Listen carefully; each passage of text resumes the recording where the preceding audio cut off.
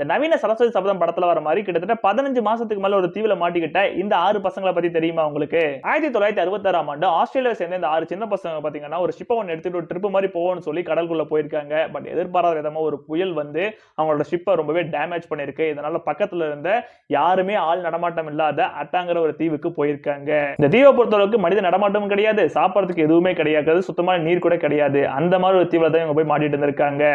ஆரம்பத்தில் ரொம்பவே கஷ்டப்பட்டு இருந்தாலும் மீன் பிடிக்கிறதா இருக்கட்டும், அங்க இருக்க சுத்தமான நீரை கண்டுபிடிச்சு குடிக்கிறதா இருக்கட்டும், அவங்களுக்கு தேவையான விறகுகள்லாம் கொண்டு வந்து ஒரு சின்ன குடிசை மாதிரி கட்டி அங்கேயே வாழ தொடங்கியிருக்காங்க. ஒரு நாள் 2 நாள் கிடையாது, கிட்டத்தட்ட 15 மாசத்துக்கு மேல அங்கேயே வாழ தொடங்கியிருக்காங்க. இதில் நம்ப முடியாத விஷயமே அந்த ட்ரிப்ல போன எல்லாருமே 13 இருந்து 19 வயசுக்குள்ளதான். பீட்டர் வார்னர்ங்கிறவர் தான் இவங்களுக்கு ஒரு கேப்டன் மாதிரி வந்து கைட் பண்ணியிருக்காரு. இவங்க எல்லாம் ஒன்னா சேர்ந்து தான் அங்க சர்வைவும் பண்ணியிருக்காங்க. கிட்டத்தட்ட 15 மாசம் கழிச்சு அந்த வழியா ஒரு பிஷிங் கப்பல் போறப்ப இவங்க கொடுத்த சிக்னலை பார்த்துட்டு பைனாகுலர்ல கண்டுபிடிச்சு தான் இவங்களை வந்து ரெஸ்கியூ பண்ணியிருக்காங்க. அது வரைக்கும் அங்க இருக்கிற பொருட்களை வச்சுமே வாழ்ந்து ஒரு தீவுல கூட எங்களால வாழ முடியுங்கிற மாதிரி தான் செஞ்சு காமிச்சிருக்காங்க. இந்த மாதிரியான நம்ப முடியாத நிகழ்வை பத்தி நீங்க என்ன நினைக்கிறீங்க?